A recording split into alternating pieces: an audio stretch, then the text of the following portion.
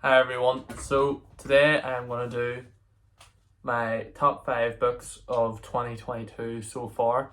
I want you to comment what your top 5 books have been so far this year. And maybe I'll do a video on all of your guys' top favorite books anyway. So there's no particular order to these books. It's just these are just been my 5 favorite. At the end of the year, I will do a proper top 10 list from 10 to 1. But anyway, on with the video. So, first one is Vicious by V.E. Schwab. I don't think I've actually read a book faster this year. I picked it up because I was feeling a bit of a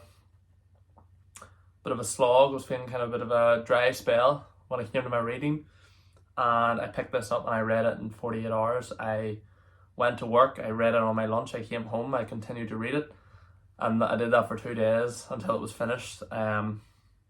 Just a really, really gripping story about these two friends who get superpowers and how that goes wrong in today's society. So I'm definitely going to read the next one in the series, and I'm definitely going to read more Schwab.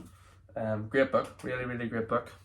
Now, this next one is definitely possibly a contender for my book of the year, but I don't know yet. There's still a long time to go for the rest of the year. Still got another couple of months to go, and that is Golden Sun by Pierce Brown. Maybe hold it up this way, be a bit clearer. Yeah, Golden Sun by Pierce Brown. I have never read a book as gripping and as much of a roller coaster as this book. I didn't used to think I was a big sci-fi fan, but this book has definitely made me rethink that.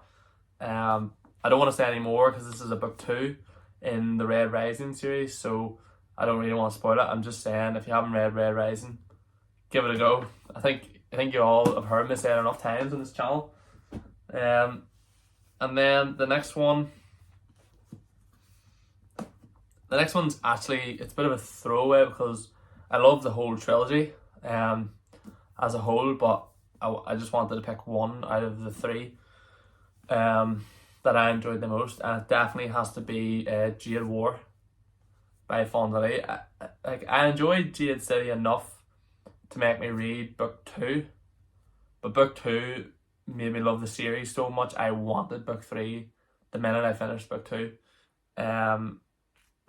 It's such Fond du Lac. This book doesn't suffer from being a book 2 or anything. It's just like the character study, the characters and the development of the characters and the relationship that they have.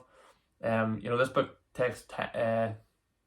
this book series is over a time period. It's not over like a year. It's over a number of years. So characters grow and change. So this is definitely an amazing book. I think mafia, fantasy, but kind of mixed together. I'm sure you've heard of the Green Bone Saga anyway. It's one of the most popular books on BookTok and stuff. And then the next one is definitely quite interesting because it's another different type of genre or subgenre within fantasy that I didn't know I would have been such a fan of, and that would be Grimdark, and that would be The Blade Itself by Geowar. I've actually read the trilogy, which a few of you might know if you've seen my reviews on those books. This, once again, one of my favourite things about books and good books is ones that focus a lot on the actual characters themselves. And this first book is a character study and an introduction to the characters and their dynamics. And nobody's a good guy. Everyone is grey or morally grey.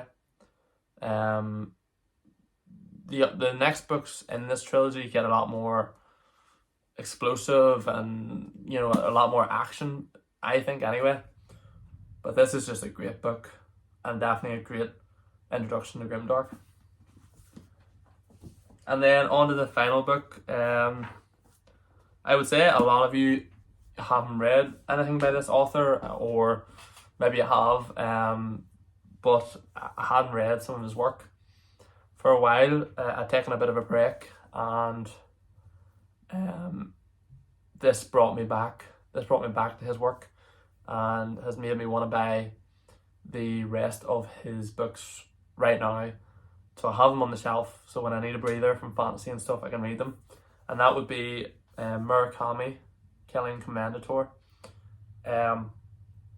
This isn't really the most outlandish piece of work by him. Actually, it's quite down to earth. About this man whose wife wants to leave him, so he kind of leaves Tokyo and goes to this town beside the coast. And he lives in this house, and he's an artist. And it just kind of spirals from there, and there's different characters that we get introduced. But a very, very good book, and a book I definitely plan to read again. And it's a bit of a mystery, but anyway, I digress. Really, really good. Like, this would probably be in the top 5 now of his books for me. And yeah, everyone. So that's it. That's my top 5 books of 2022 so far. Wow, that's them. So if you've made it this far, please hit the like button, and please comment below what has been your top 5 books of this year. And yeah, I'll see you in the next one. Thanks for all the support as always.